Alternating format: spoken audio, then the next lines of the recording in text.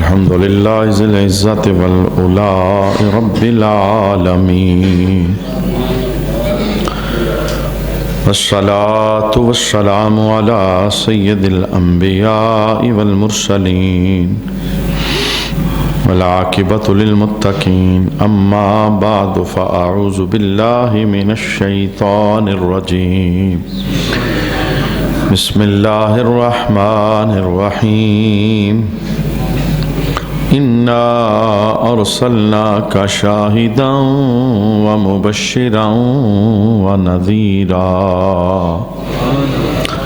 صدق الله مولانا العظيم إن الله وملائكته يصلون على النبي يا أيها الذين آمنوا صلوا عليه وسلموا تسليما اللهم صل على سيدنا ومولانا محمد وعلى آل سيدنا ومولانا محمد وبارك وسلم وصل عليه الصلاة والسلام عليك يا سيدي يا رسول الله الصلاة والسلام عليك يا سيدي يا حبيب الله الصلاة والسلام عليك يا سيدي يا شفيع المذنبين وعلى آلك وأصحابك يا سيدي يا رحمة للعالمين. بعد حمد و صلاة لائق عزت و تکریم جمیع احباب سمعین ذی وقار نبی کریم صلی اللہ علیہ وآلہ وسلم کے جسم اقدس کی نفاست، طہارت اور پاکیزگی کے عنوان پر ہماری گفتگو جاری تھی، اور جس میں اطہر کی مختلف جہتیں جہاں تمام کے تمام انسان گرے ہوئے نظر آتے ہیں، وہاں پر بھی اللہ کریم نے اپنے حبیب جناب محمد رسول اللہ صلی اللہ علیہ وآلہ وسلم کو بلند مقام اور مرتبہ عطا فرمایا۔ گزشتہ نشست کے اندر ہم نے لعاب مبارک پر گفتگو سماعت کی کہ ہمارا لعاب بیماری پیدا کرتا ہے، اور نبی کریم صلی اللہ علیہ وآلہ وسلم کا لعاب مبارک شفائیں پیدا فرماتا ہے۔ درجنوں احادیث اور بھی ہیں، لیکن طوالت سے بچنے کی خاطر میں آج آقا حضور رحمت عالم صلی اللہ علیہ وآلہ وسلم کے جسم اطہر کی دو مزید جہتیں جن پر انسان سارے منفی پہلو کا شکار ہوتے ہیں، اور یہ معاملہ ہر ایک کے ساتھ ہوتا ہے، لیکن اللہ کریم نے ان جہتوں پر بھی اپنے حبیب کو بلند مقام اور مرتبہ عطا فرمایا۔ یہ وہ سیرت کے پہلو میں آپ کے سامنے بیان کر رہا ہوں جہاں پر تمام کی تمام انسانیت آپ کو گری ہوئی نظر آئے گی، لیکن سیرت کے ان پہلوؤں پر بھی جب ہم آمنہ کے لال کی جسمانی نفاست کو دیکھیں گے تو ہمیں محسوس ہوگا کہ اللہ نے یہاں بھی آپ کو بلند مقام اور مرتبہ عطا فرمایا ہے۔ انسان کے جسم سے نکلنے والا خون یہ ناپاک ہوتا ہے، حرام ہوتا ہے، اسے پینے کی اجازت نہیں، یہ کپڑے پر لگے تو کپڑا ناپاک ہو جاتا ہے، اور اس کپڑے کو دھوئے بغیر نماز پڑھنے کی اجازت نہیں ہوتی۔ لیکن یہی خون جب نبی کریم صلی اللہ علیہ وآلہ وسلم کے جسم اقدس سے جدا ہوتا ہے تو صحابہ اس خون کو کس نظر سے دیکھتے ہیں؟ اب یہ جو ساری داستانیں میں آپ کے سامنے بیان کر رہا ہوں، یہ کوئی 14 صدیاں بعد کی گڑھی ہوئی داستانیں نہیں ہیں، بلکہ جن لوگوں نے نبی کریم صلی اللہ علیہ وآلہ وسلم کا مبارک زمانہ پایا، سرکار کا چہرہ دیکھا، دیکھ کے کلمہ پڑھا، پھر انہوں نے ان خوبصورت جہتوں کو ہمارے سامنے پیش فرمایا ہے۔ آقا حضور رحمت عالم صلی اللہ علیہ وآلہ وسلم کے ایک حجام تھے جن کا نام تھا ابو طیبہ، اور وہ اکثر آقا حضور رحمت عالم صلی اللہ علیہ وآلہ وسلم کو پچھنے لگایا کرتے۔ حضور رحمت عالم صلی اللہ علیہ وآلہ وسلم ان سے پچھنے لگوایا کرتے تھے۔ تو یوں پچھنے لگوانا یہ سنت مبارکہ ہے، اگر کوئی ماہر حکیم ہو تو وہ پچھنے لگائے تو اس سے بے شمار بیماریوں میں افاقہ پڑتا ہے۔ تو سرکار نے اسے سنت بنانے کے لیے اپنے جسم سے بھی مبارک خون نکلوایا۔ تو جو حجام تھے ان کا نام تھا ابو طیبہ۔ وہ کہتے ہیں کہ جب آقا حضور رحمت عالم صلی اللہ علیہ وآلہ وسلم کے مبارک جسم پر پچھنے لگائے اور خون مبارک نکلا تو اسے ایک پیالے کے اندر محفوظ کیا۔ جب میں اس ڈیوٹی سے فارغ ہو گیا تو نبی کریم صلی اللہ علیہ وآلہ وسلم نے فرمایا کہ جاؤ اسے زمین کے اندر دفن کراؤ، لے جاؤ اور جا کے اسے زمین کے اندر دفن کراؤ۔ اب ان لوگوں کا جو عشق تھا، ان کی جو محبت تھی، یہ کمال درجے کی محبت تھی اور کمال درجے کا عشق تھا۔ بعض اوقات حکم کچھ اور ہو رہا ہوتا تھا، لیکن یہ اپنی محبت اپنے عشق کی وجہ سے کچھ اور کر رہے ہوتے تھے۔ جیسے اس کی ایک بڑی مثال یہ بھی ہے کہ حدیبیہ کے موقع پر جب نبی کریم صلی اللہ علیہ وآلہ وسلم نے ان کے ساتھ صلح کی، اور صلح کی جو شرائط تھی اسے ایک کاغذ کے اوپر لکھا گیا، تو لکھنے کی ڈیوٹی حضرت علی المرتضیٰ شیر خدا کرم اللہ وجہ الکریم آپ کی لگی۔ تو سرکار علیہ السلام نے فرمایا کہ لکھو کہ یہ معاہدہ کافروں کے ساتھ محمد رسول اللہ صلی اللہ علیہ وآلہ وسلم کا طے ہوا ہے۔ تو آپ نے تحریر لکھ دی۔ تو جس وقت آپ نے یہ تحریر لکھی تو کافروں نے اس بات پر اعتراض کیا۔ انہوں نے کہا کہ یہ جو آپ نے لکھا ہے نا محمد الرسول اللہ، یہ ہمیں قبول نہیں، آپ لکھیں محمد بن عبداللہ۔ محمد الرسول اللہ، ہمارا تو آپ کے ساتھ جھگڑا یہ ہے کہ ہم آپ کو اللہ کا رسول نہیں مانتے۔ یعنی کافروں کا نبی کریم صلی اللہ علیہ وآلہ وسلم کے ساتھ بنیادی طور پر جھگڑا یہ بھی تھا، وہ کہتے تھے کہ نبوت انہیں کیسے مل سکتی ہے، نبوت تو کسی عالی خاندان کے بندے کو ملنی چاہیے تھی، انہیں نبوت کیسے مل گئی۔ تو وہ اس بات پر آقا حضور سے اختلاف رکھتے تھے۔ تو انہوں نے کہا کہ آپ یہ کاٹ دیں محمد رسول اللہ اور اس کی جگہ لکھیں محمد بن عبداللہ، کہ عبداللہ کے بیٹے محمد کے ساتھ ہمارا یہ معاہدہ ہوا ہے۔ اب نبی کریم صلی اللہ علیہ وآلہ وسلم آگے والے معاملات اللہ کے دیے ہوئے علم کے ذریعے جانتے تھے کہ اس کے نتائج کیا نکلیں گے۔ تو سرکار علیہ السلام نے فرمایا علی ایسا کرو، محمد الرسول اللہ صلی اللہ علیہ وسلم یہ تحریر کاٹ دو اور لکھ دو محمد بن عبداللہ۔ اب یہ حکم دیا جا رہا ہے کہ آپ محمد رسول اللہ کاٹو اور اس کی جگہ لکھو محمد بن عبداللہ۔ تو مولا کائنات حضرت علی رضی اللہ تعالی عنہ نے قلم نیچے رکھا اور ہاتھ باندھ کر کے عرض کرتے ہیں یا رسول اللہ صلی اللہ علیہ وسلم، علی آپ کا نام لکھ تو سکتا ہے، لکھ کے کاٹ نہیں سکتا۔ اب یہ محبت ہے اور یہ پیار ہے اور یہ عشق ہے، اور عشق اور محبت کسی فتوے کا محتاج نہیں ہوتا۔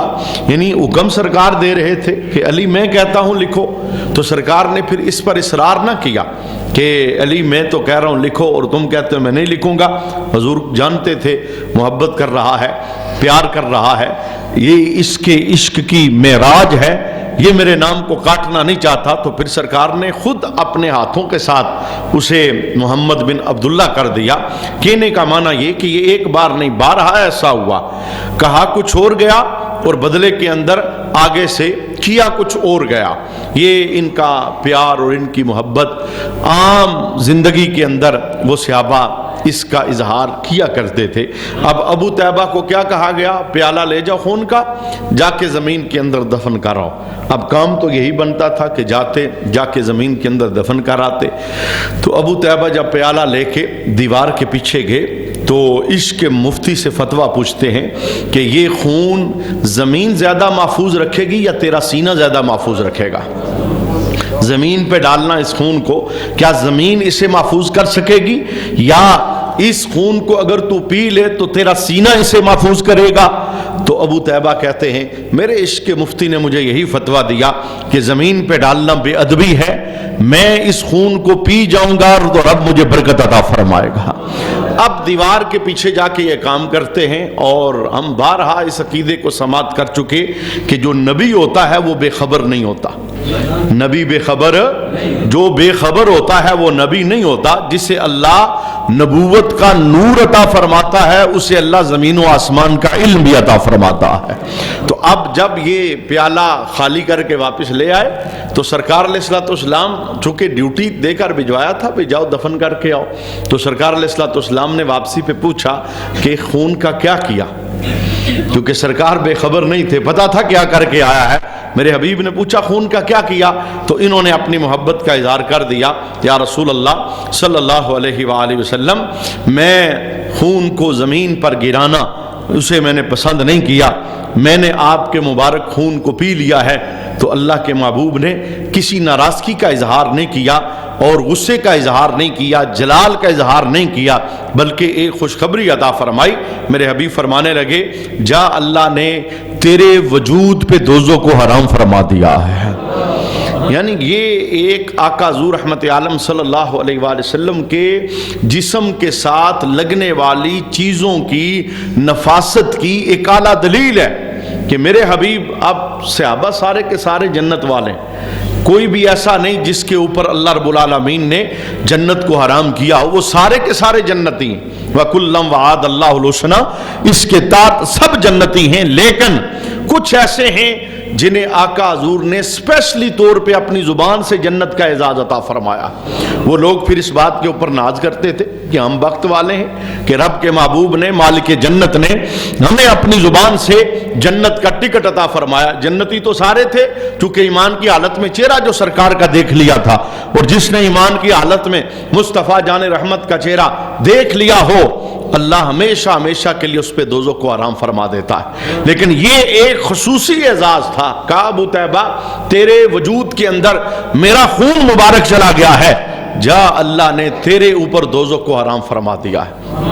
اور انہی احادیث کو سامنے رکھتے ہوئے یہ جملہ علماء نے ارشاد فرمایا ہے کہ اگر ابو طیبہ نبی کریم صلی اللہ علیہ وآلہ وسلم کا مبارک خون پی جائیں تو ان پہ دوزخ حرام ہو جاتی ہے، تو جن آل کے بندوں کے جسم میں سونے نبی کا خون جل رہا ہے، سرکار کی آل مبارک قیامت تک باقی رہے گی، پھر ان کا مقام اور مرتبہ کیا ہے، اور انہیں اللہ کریم نے کتنا بلند رتبہ عطا فرمایا ہے۔ اچھا، اسی کے ساتھ ایک اور حدیث بھی ہے جسے احد کے مقام کے اوپر قلم بند کیا گیا۔ احد کے میدان کے اندر نبی کریم صلی اللہ علیہ وآلہ وسلم کا مبارک جسم زخمی ہو گیا، اور زخموں کی جو پٹی کرنے کی ڈیوٹی تھی وہ تھی مالک بن سنان رضی اللہ تعالی عنہ کی، کہ آپ زخموں پہ مرہم لگاتے تھے۔ تو جب آپ نبی کریم صلی اللہ علیہ وآلہ وسلم کے مبارک جسم پر، زخمی جو جسم تھا، خون نکل رہا تھا، مرہم لگانے لگے تو کپڑے سے اس زخم کو پہلے کپڑا ڈال کر خشک کیا جاتا ہے، پھر پٹی لگائی جاتی ہے۔ تو اب آپ نے وہاں پر یہ فیصلہ کیا کہ میں کپڑے کے ساتھ اس خون مبارک کو پہلے لگاؤں اور پھر پٹی لگاؤں یا کچھ اور کروں۔ تو مالک بن سنان کے عشق نے فتویٰ یہ دیا کہ پھر کپڑا کون اس کی حفاظت کرے گا اور کہاں پہ یہ جائے گا؟ آپ نے اپنے ہونٹوں کو زخموں پہ رکھا اور خون کو پی لیا، جو خون نکل رہا تھا۔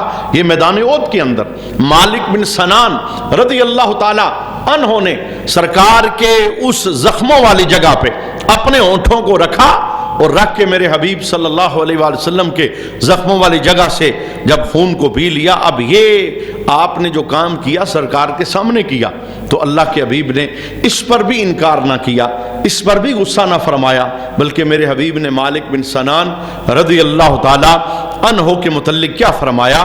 فرمایا لن تصیبہ النار، اے مالک بن سنان میرے خون کی نسبت تیرے ساتھ ہوگی یا دوزخ کبھی تیرے قریب نہیں آئے گی۔ یعنی یہ آقا حضور رحمت عالم صلی اللہ علیہ وآلہ وسلم کے مبارک خون کی برکات میں بیان کر رہا ہوں۔ اور یہ صرف دو صحابی نہیں، حضرت علی رضی اللہ تعالی عنہ آپ کے متعلق بھی حدیث کے اندر موجود ہے کہ آپ نے بھی سرکار علیہ الصلوۃ والسلام کا مبارک خون پیا، اور حضرت عبداللہ بن زبیر رضی اللہ تعالی عنہ آپ کے متعلق بھی مشہور اور معروف ہے کہ آپ نے بھی نبی محترم جناب محمد رسول اللہ صلی اللہ علیہ وآلہ وسلم کا مبارک خون پیا۔ یعنی اس جہت پر میں یہ بتانا چاہتا ہوں کہ ہم سب لوگ یہاں گرے ہوئے ہیں، خون کپڑے پہ لگے کپڑا خراب ہو جاتا ہے، خون جسم سے نکلے وہ نفرت کا باعث ہوتا ہے۔ جس طرح آقا حضور رحمت عالم صلی اللہ علیہ وسلم کے مبارک لبوں سے جدا ہوا لعاب مبارک وہ برکت والا ہے، اسی طرح سونے نبی کے جسم سے نکلا ہوا خون مبارک بھی برکت والا ہے۔ یہ وہ چیزیں ہیں جنہیں دیکھ کر صحابہ کرام یہ فیصلہ کرتے تھے کہ نبی کریم کے چہرے جیسا کسی کا چہرہ نہیں، حضور کی آنکھ جیسی کسی کی آنکھ نہیں، حضور کے لبوں جیسے کسی کے لب نہیں، حضور کے ابرو جیسے کسی کے ابرو نہیں، اور حضور رحمت عالم صلی اللہ علیہ وآلہ وسلم کے مبارک چہرے پہ جو داڑھی کا نور ہے، اس داڑھی مبارک جیسی کسی کی داڑھی نہیں، سرکار کے سینے جیسا کسی کا سینہ نہیں، اور محبوب کے قدم جیسا کسی کا قدم نہیں، اور سرکار کی نظر جیسی کسی کی نظر نہیں۔ اسی لیے ان ساری خوبیوں کو دیکھتے ہوئے امام اہل سنت نے یہ جملہ بولا تھا کہ اللہ کی سرتاب قدم شان ہے، یہ سر سے لے کے پاؤں تک تنویر ہی تنویر ہے، گفتگو میرے آقا کی قرآن کی تفسیر ہے، اور سوچتی تو ہوگی دنیا مصطفیٰ کو دیکھ کر وہ مصور کیسا ہوگا جس کی یہ تصویر ہے۔ یہ آقا حضور کے ان خوبصورت رحمت معاب حصوں کی خوبصورتیوں کو دیکھ کر امام اہل سنت نے کہا تھا اللہ کی سرتاب قدم شان ہیں یہ، انسان نہیں کوئی انسان، وہ انسان ہیں یہ، اور قرآن تو ایمان بتاتا ہے انہیں، اور ایمان یہ کہتا ہے میری جان ہے یہ، اس کے بغیر ایمان کامل نہیں ہوتا۔ تو میں نے ایک اور جیت آپ کے سامنے پیش کر دی کہ اس جیت پر بھی ہم سب لوگ منفی پہلو کا شکار ہیں، اس جیت پر بھی اللہ کریم نے آمنہ کے لال کو بلند مقام اور مرتبہ عطا فرمایا۔ اچھا ایک اور، چونکہ آپ کی والدہ محترمہ کا ایک جملہ ہے، پہلے ہم نے سنا تھا وہ ایک اور جیت کے ساتھ، ابھی ہم ایک اور جیت کے ساتھ اسے سماعت کریں گے۔ یہ ایک ایسا پہلو ہے جس میں میں اور آپ سب اس پہلو کے اندر مبتلا ہو کر دنیا کے اندر آئے ہیں۔ وہ کون سا پہلو ہے؟ جب کوئی نومولود دنیا کے اندر آتا ہے، ولادت کسی کی ہوتی ہے، میں آپ سارے اس پروسیس سے گزر کے آئے ہیں، تو جسم کے ساتھ گندگی ہوتی ہے، اس جسم کو دھونے کی ضرورت ہوتی ہے، جسم فوری طور پر دیکھنے کے قابل نہیں ہوتا، پہلے غسل دیا جاتا ہے، پہلے اسے صاف کیا جاتا ہے، پہلے طہارت دی جاتی ہے، پھر وہ جسم چھومنے کے قابل ہوتا ہے، دیکھنے کے قابل ہوتا ہے۔ یہ پروسیس ہر ایک کے ساتھ ہے، میں آپ سارے اس پروسیس سے گزرے ہیں، لیکن جناب آمنہ کے لال کا بھی تو میلاد ہوا ہے، وہ بھی تو دنیا میں آئے ہیں، رب نے اس مقام پر بھی سونے کو عظیم شان اور مقام مرتبہ عطا فرمایا تھا۔ آئیے اماں آمنہ کے وہ جملے میں آپ کے سامنے پیش کرنا چاہتا ہوں۔ آپ نے کیا ارشاد فرمایا؟ ان امہ آمنہ رضی اللہ تعالی عنہا، حضرت آمنہ رسول اللہ صلی اللہ علیہ وآلہ وسلم کی والدہ، آپ روایت کرتی ہیں قالت ولدتہ نظیفا ما بہی قذر، کہتی ہیں بچے دنیا کے اندر آتے ہیں تو انہیں غسل دیا جاتا ہے، کیوں؟ ان کے جسم سے نجاست دور کرنے کے لیے، نجاست لگی ہوتی ہے، نجاست اتارنے کے لیے غسل دیا جاتا ہے، جسم صاف کیا جاتا ہے۔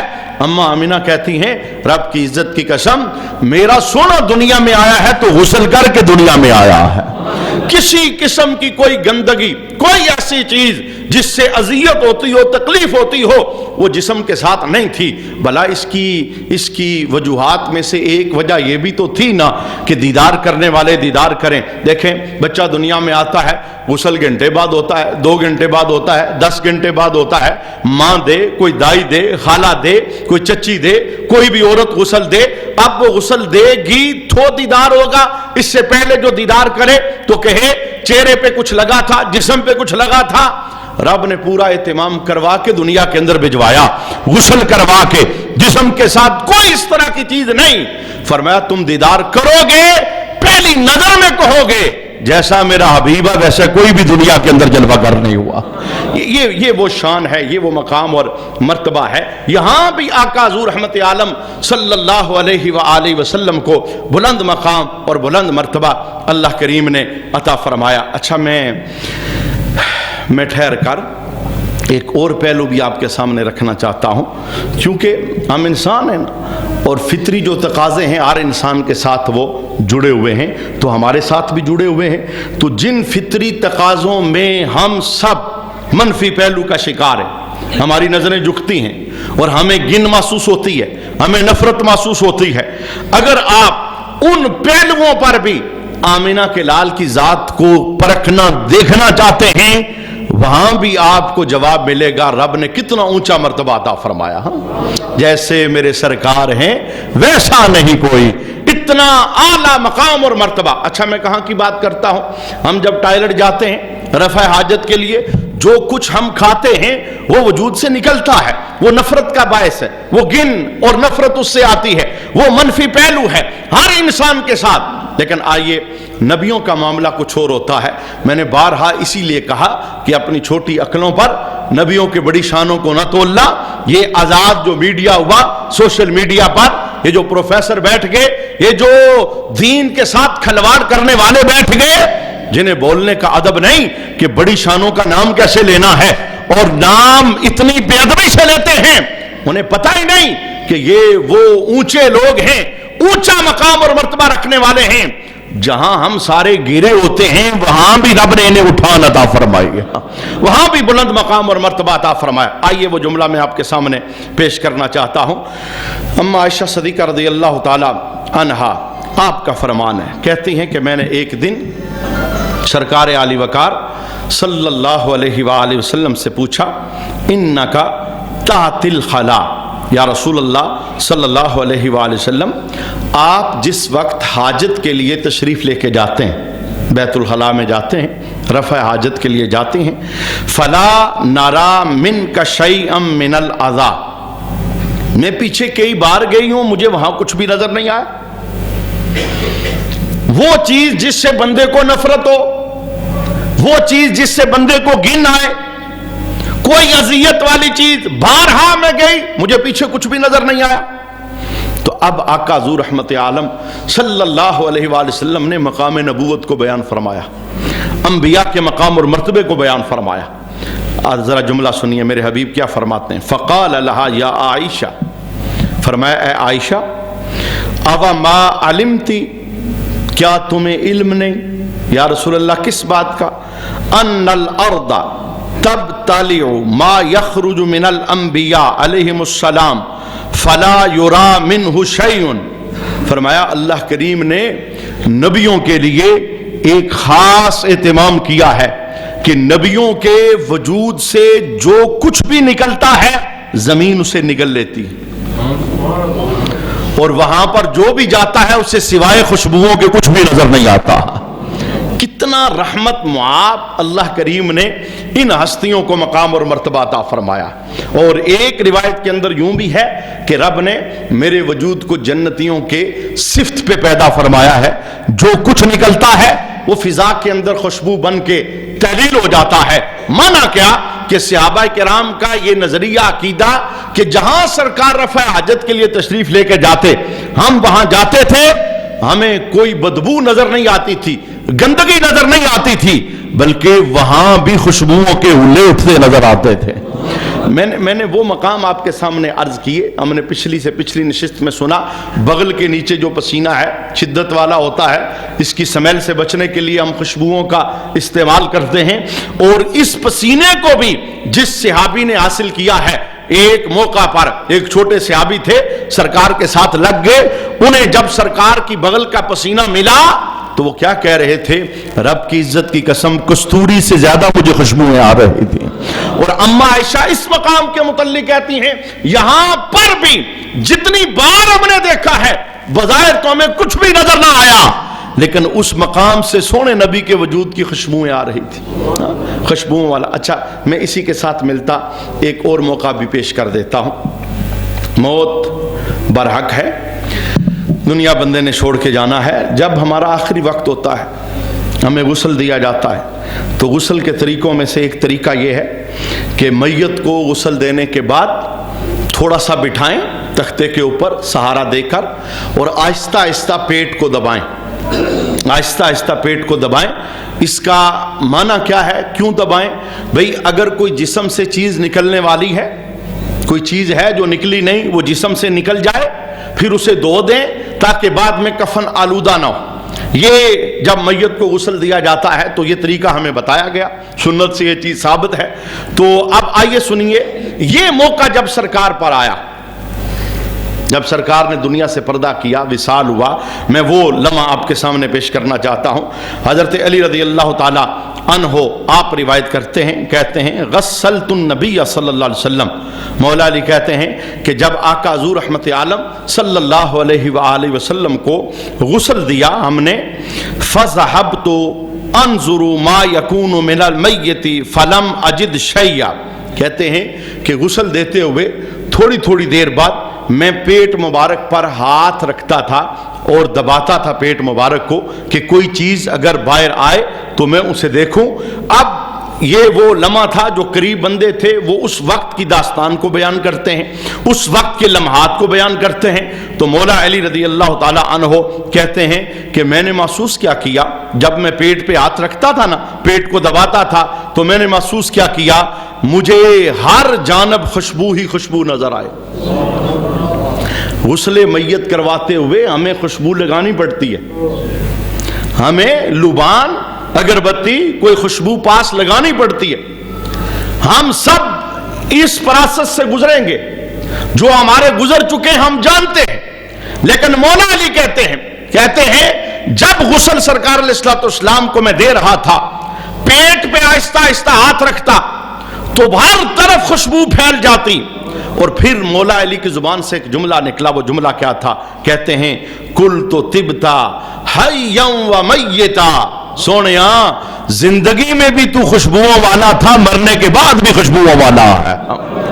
تیری زندگی بھی خوشبو والی تھی اور تیری موت بھی خوشبو والی ہے.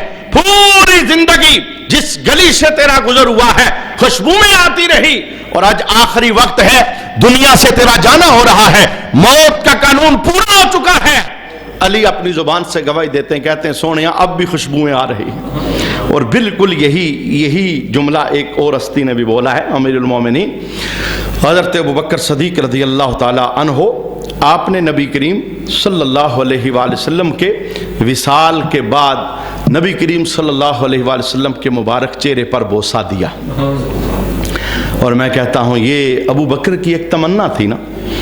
کسی نے پوچھا تھا نا آپ سے کہ آپ کی خواہش کیا ہے, مرضی کیا ہے, تو ابو بکر نے یہ کہا تھا میری مرضی اور خواہش یہ ہے آنکھیں میری ہو, چہرہ مصطفیٰ کا ہو, بس میں دیکھتا رہوں, ہر وقت دیدار کرتا رہوں.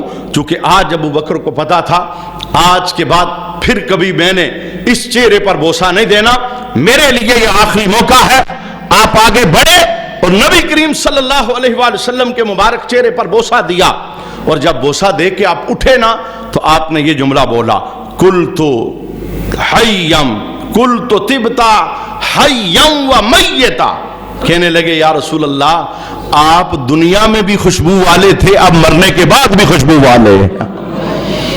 یہی وہ عمل ہے آپ کا جس سے یہ چیز ثابت ہوتی ہے. اگر کسی کا بیٹا دنیا سے چلا جائے, چونکہ باپ اور بیٹے کی ایک محبت ہے, تو باپ مرنے کے بعد اپنے بیٹے کے چہرے پر بوسہ دے سکتا ہے. یہ بات صحابہ کرام سے ثابت ہے۔ اسی طرح والد دنیا سے چلے جائیں، والد کے جانے کے بعد اولاد میں سے کوئی چہرے پر بوسہ دینا چاہے تو یہ اس کی اجازت ہوتی ہے۔ کیوں؟ یہ آخری بار باپ کا چہرہ اس نے دیکھنا ہے۔ آج کے بعد پلٹ کے یہ ہستی کبھی بھی دوبارہ اس کی نگاہوں کے سامنے نہیں آئے گی۔ میں چونکہ اس پروسیس سے گزرا ہوں نا، والد گرامی کا جب وصال ہوا، کفن باندھنے کے بعد میں نے چہرے پر بوسہ دیا، اور آج بھی کبھی تنہائیوں میں وہ بوسے کی لذت آتی ہے، چونکہ آخری وقت تھا نا، اب پلٹ کے دوبارہ چہرہ تو نظر نہیں آئے گا، لیکن وہ احساسات دیکھیے۔ میں یہاں یہی جملہ بولنا چاہتا ہوں، بڑے قیمتی رشتے ہیں۔ ابا جی بہت قیمتی رشتہ ہے، ماں جی بہت قیمتی رشتہ ہے۔ یہ ہمارے حافظ صاحب بیٹھے ہیں، پچھلے جمعے ان کے والد گرامی حاجی محمد اقبال صاحب، یہ آج وہ کرسی بھی خالی ہے، دیکھو یہ حاجی صاحب نے نا کرسیاں سب کے لیے رکھی ہوئی تھی، آج وہ کرسی خالی ہے جہاں وہ بیٹھا کرتے تھے، اور جمعہ پڑھ کے یہاں سے گئے، مغرب پڑھی ہے تو اللہ کی طرف سے بلاوے کا وقت آ گیا، پھر اسی بلاوے کے اندر رات بیتی اور فجر کے وقت اللہ کے دربار میں پہنچ گئے۔ اب پلٹ کے کبھی نہیں وہ آئیں گے، ہمارے والد چلے گئے، اب پلٹ کے نہیں آئیں گے۔ میں جملہ کیا بولنا چاہتا ہوں، میں نے کہا یار یہ رشتے پلٹ کے نہیں آتے، جن کے زندہ ہیں قدر کر لو۔ آج ماتھا چومو، آج ہاتھ چومو، آج ماں کے قدموں کے اوپر لیٹ جاؤ، آج بوسے دے لو۔ رب کی عزت کی قسم، تم ہستیوں کو ڈھونڈو گے، یہ تمہیں خواب کے اندر بھی نظر نہیں آئیں گی۔ آج اگر یہ سلامت ہے، رج رج کی خدمت کرو ساری زندگی۔ تم دل کے اندر، یہ انسان ایسا تو ہے نہیں نا، یہ انسان نے اللہ کا جو دل بنایا نا، اس دل کے اندر ماں باپ کی محبت کو رکھا ہے۔ میں کون ہوتا ہوں 14 صدیوں کے گیپ پہ ماں باپ یاد آئے تو میری آنکھ پرنم نہ ہو۔ اگر اس پراست سے میرے نبی بھی گزرے تو سرکار کی آنکھیں بھی پرنم ہو جاتی۔ اور جب مسجد کے کونے میں بیٹھ کے روتے ہیں، کوئی پوچھتا ہے یا رسول اللہ رونے کی کیا وجہ؟ کسی دشمن نے کچھ کہا؟ فرمایا نہیں، میں تنہا بیٹھا تھا، مجھے میرے ماں باپ یاد آ گئے، ماں کی محبت یاد آ گئی اور باپ کی محبت یاد آئی۔ میں کہتا ہوں جن کے والد زندہ ہے، ایسا کردار اپناؤ ان کی آنکھ ٹھنڈی ہو جائے، ان کا دل آپ کی طرف سے سکھی ہو جائے۔ یہ آپ کا چہرہ دیکھے نا تو دل سے دعا نکلے کہ مولا تو نے ایسا نیک اور صالح بیٹا دیا ہے۔ اور جب تک یہ زندہ ہیں، ان کے ہاتھ چومو، ان کی پیشانیاں چومو، اور اس میں شرماؤ نہ۔ شرمانے کے لیے بڑا ٹائم ہے اور بڑی چیزیں۔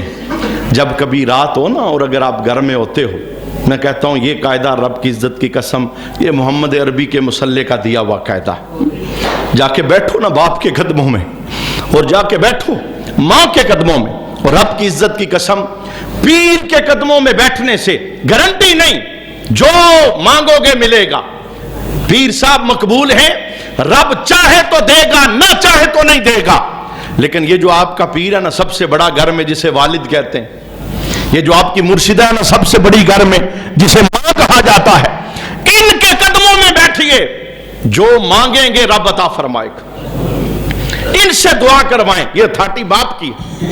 اللہ کے حبیب نے فرمایا ثلاث مستجاب دعوتہم، 3 بندے جن کی دعا ہر حال میں اللہ قبول کرتا ہے، ان 3 میں سے ایک ہستی ابا جی کی ہستی۔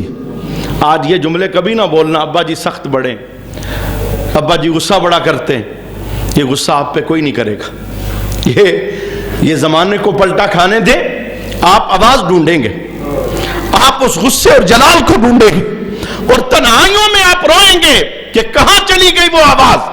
میں کہتا ہوں آج اس جلال کو بھی اپنے لیے جمال تصور کریں، کیونکہ یہ جب گھر میں ہوتے ہیں خالی چارپائی پہ لیٹے ہوں، کچھ نہ کریں، صرف چارپائی پہ لیٹے ہوں، روز آسمان سے ایک صدا آپ کے نام آتی ہے، اوے بیٹے بیٹی خدمت کر لے ان ہستیوں کی۔ اگر یہ راضی ہوں گے تو ان جنت کے دروازوں سے ہم تمہیں جنت عطا فرمائیں گے۔ بڑی عظیم ہستیاں ہیں۔ میں لگے ہاتھوں ایک جملہ آ گیا، میں نے کہا کہ یہ ابو بکر صدیق رضی اللہ تعالی عنہ کا مبارک طریقہ ہے کہ اگر کوئی پیارا دنیا سے چلا جائے، اس کے چہرے پر بوسہ دینا، اس کے رخسار پہ بوسہ دینا، یہ خلاف شرع نہیں۔ یہ بوسہ اصل کے اندر اس محبت کی نشانی ہوتی ہے جو محبت اس ہستی کے ساتھ بندے کو ہوتی ہے، اور اس محبت سے آقا حضور نے منع نہیں فرمایا۔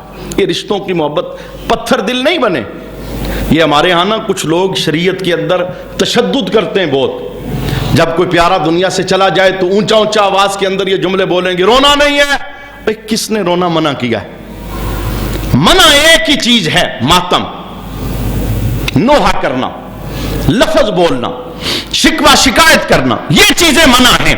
جانے والے پہ رونا تو ساری زندگی تمہیں پڑے گا.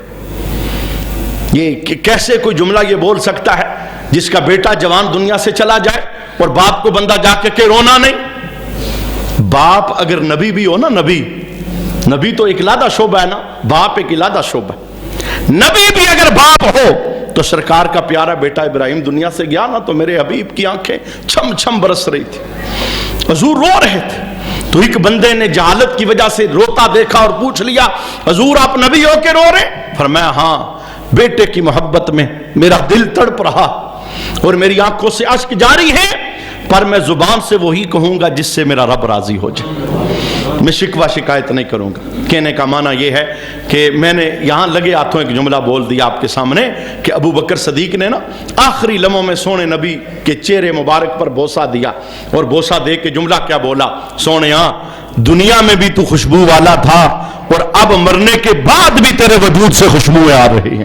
کہتے ہیں کہ ہم نے جب سرکار علیہ السلام کو غسل مبارک دیا تو وجود سے ایسی خوشبو آئی کہ ہم نے کبھی ایسی خوشبو سونگھی نہیں تھی. دنیا کے اندر تو ہم رہتے تھے نا، اس طرح کی خوشبو کبھی ہم نے سونگھی نہیں تھی جو اس وقت خوشبو آئی جب سونے نبی کو غسل دیا جا رہا تھا.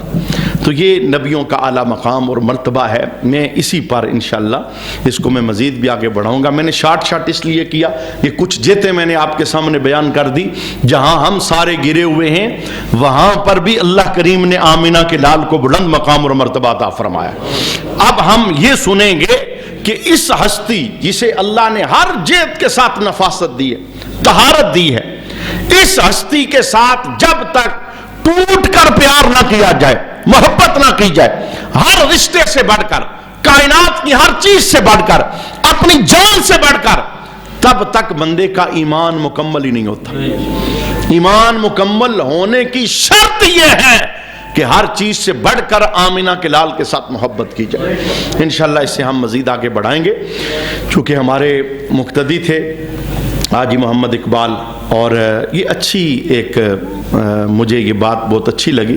میں فاتحہ پہ گیا تو ان کے بیٹوں نے بتایا کہ وہ دعوت دیتے تھے لوگوں کو، کہتے تھے جی ہمارے قاری صاحب کے پاس ایک جمعہ پڑھیں آپ، دوسری بار ہم نہیں آپ کو کہیں گے.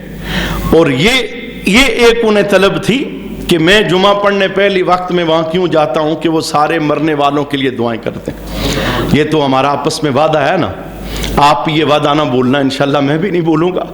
آپ چلے گئے تو میں انشاءاللہ یہ ڈیوٹی کرتا رہوں گا. اللہ قبر کے اندر رحمت نصیب فرمائے. اور میں چلا گیا تو آپ مجھے نہ بلائیے گا، آپ بھی دعائیں کرتے رہنا، کیونکہ یہی وہ اصلی دوستی ہے. دنیاوی دوستیاں تو یہاں قبر پہ ختم ہو جاتی ہیں نا. اصلی دوستی یہ ہے کہ بندہ قبر میں پہنچے نا، پھر کوئی یار بیلی وہاں کام آئے، وہاں کوئی پکار لگائے، وہاں کوئی بندہ سوچے یار ہمارا پیارا چلا گیا، بڑی مشکل میں ہوگا. میں بلکہ یہ اللہ کی طرف سے اتفاق ہے، سفر ہی کا سلسلہ جاری رہتا ہے. میں اس دن جس دن وہ بزرگ فوت ہو گئے، میں پلندری تھا، میں جنازے کے اندر نہیں پہنچ سکا، لیکن ادھر ہی میں نے دعا کا سلسلہ شروع کر دیا. یہ بتانا صرف مقصود یہ کسی کی خاطر نہیں، بتانا مقصود یہ ہے کہ یہ جو ہمارا رشتہ ہے نا، یہ رشتہ آپ کو بتانے کی ضرورت نہیں کہ دعا کریں. یہ رشتہ ہے ہی ایسا، باپ بیٹے سے اتنا پیار نہیں کرتا جتنا امام اپنے مقتدی سے پیار کرتا ہے. یہ تو آپ کی، مجھے تو کتنے بندے میں جانتا بھی نہیں ہوں، میں چہرہ بھی نہیں جانتا، کتنوں سے کبھی ملاقات بھی نہیں ہوئی، لیکن ہمارا رشتہ تو ہے نا. اور یہ رشتہ انشاءاللہ اس کی ابھی خبر نہیں آپ کو، اس رشتے کی خبر عشر کے دن پتہ لگے گی. یہ دنیاوی جتنے رشتے ہیں نا یہ ٹوٹنے والے ہیں، یہ کچے دھاگے، یہ ایک جھٹکے سے ایک دم ٹوٹ جائیں گے. اور یہ رشتہ وہ ہے انشاءاللہ اکیلے نہیں، ہم مل کر اللہ کے فضل سے جنت میں داخل ہوں گے. اللہ کریم کے دربار کے اندر ہم دعا التجا کرتے ہیں ہمارے بزرگوں کی اللہ بخشش فرمائے.